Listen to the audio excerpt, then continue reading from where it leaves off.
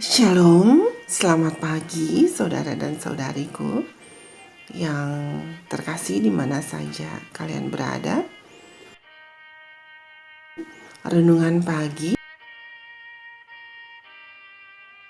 judulnya Teladan.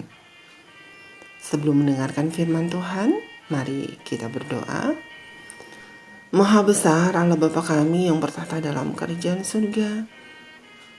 Pada saat ini Bapa, di pagi hari yang indah ini, kami datang kepadamu, menaikkan puji syukur limpah terima kasih atas hari yang baru yang kau berikan bagi kami.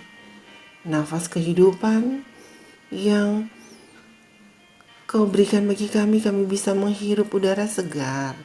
Dan pagi ini Bapa, sebelum kami memulaikan aktivitas kami siap untuk bersekutu denganmu. Kami mau mendengarkan firman Tuhan. Tolong apa yang akan kami dengar nanti menolong kami hidup lebih berkenan kepadamu. Bapa kami yang bertata dalam kerajaan surga, tolong dengar doa kami.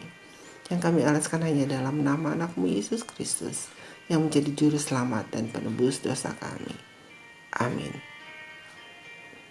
Saudaraku, ayat inti terdapat di dalam Lukas 18 ayat 7. Demikian firman Tuhan. Tidakkah Allah akan membenarkan orang-orang pilihannya yang siang malam berseru kepadanya? Mari kita dengarkan penjelasannya.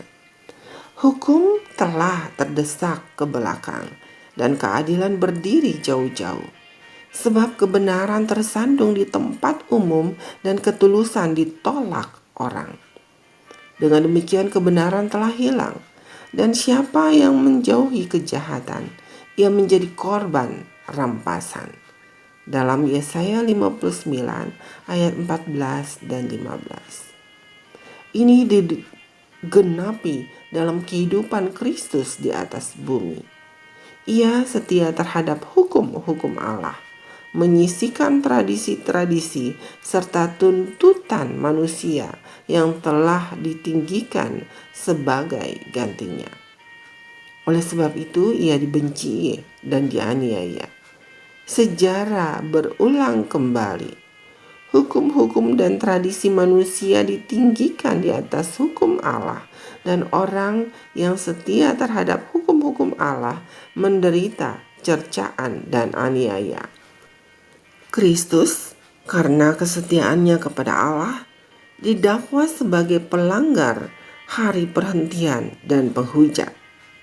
Ia dinyatakan kemasukan setan dan dicaci maki sebagai Baalsebub.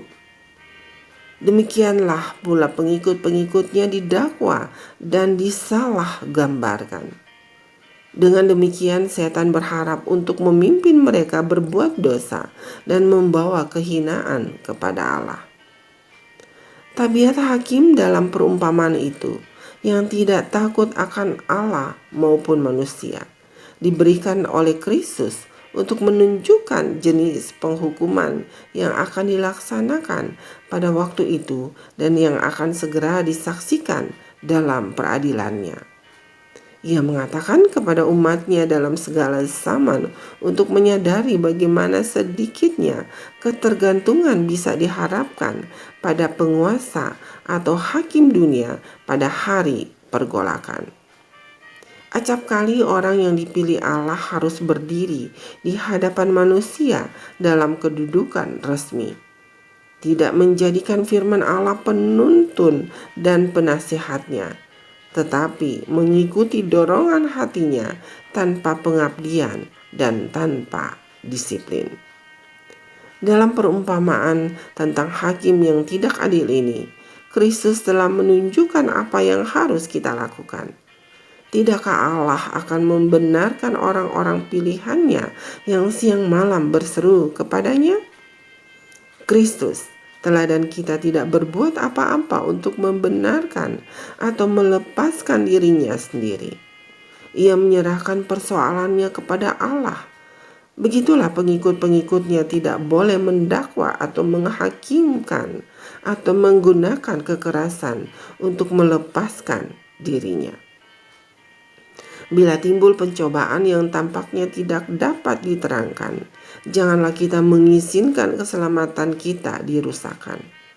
Betapapun tidak adilnya kita diperlakukan, janganlah nafsu amarah timbul oleh memanjatkan sifat hendak membalas dendam kita mencederai diri kita sendiri. Kita merusakkan keyakinan kita sendiri kepada Allah dan mendukakan Roh Kudus. Di sisi kita ada seorang saksi, seorang juru kabar surga yang akan mengangkat bagi kita suatu ukuran untuk melawan musuh. Ia akan melindungi kita dengan sinar terang dari matahari kebenaran. Setan tidak dapat menembusinya. Ia tidak dapat melewati perisai terang suci ini. Dalam seri Membina Keluarga, jilid 5, halaman 128 dan 129. Saudaraku, mari kita renungkan lebih dalam. Jika saya tidak membalas ketika dianiaya, bagaimanakah Tuhan akan membela saya? Mari kita berdoa. Doa yang diajarkan oleh Tuhan Yesus. Bapa kami yang di sorga, dikuduskanlah nama-Mu, datanglah kerajaan-Mu, jadilah kehendak-Mu di bumi seperti di sorga. Berikanlah kami pada hari ini makanan kami yang secukupnya, dan ampunilah kami akan kesalahan kami, seperti kami juga mengampuni orang yang bersalah kepada kami. Dan janganlah membawa kami ke dalam pencobaan, tetapi lepaskanlah kami daripada yang jahat. Karena Engkaulah yang punya kerajaan dan kuasa dan kemuliaan sampai selama-lamanya. Amin. Saudara dan saudariku yang kekasih dalam Yesus Kristus, demikianlah renungan pagi hari ini. Selamat beraktivitas. Jadikan Tuhan Yesus sebagai teladan dalam hidup kita.